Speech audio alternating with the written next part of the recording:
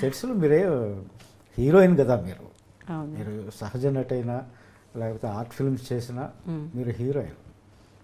హీరోయిన్లో ఒకలాగా ప్రవర్తిస్తారు సెట్స్లో అని అంటారు. హీరోయిన్ కంటే నేను ముందు హ్యూమన్ బీయింగ్ని. ఎప్పుడు అవార్డ్స్ వచ్చినాయి? ఏమీ లేదు.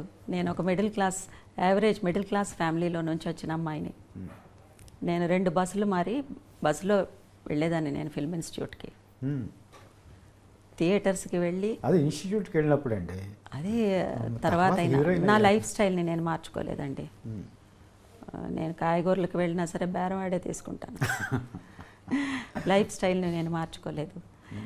లైఫ్ స్టైల్ అనేది మారదండి ఎప్పుడూనూ. మనంగానే ఉంటాం. అవి అవార్డ్స్ వస్తాయి పోతాయి. మనకు మాత్రమేనా? నాకు ముందు ఒక 35 మందికి వచ్చాయి నేషనల్ అవార్డ్స్. నా తర్వాత మళ్ళీ 30 మందికి వచ్చినాయి.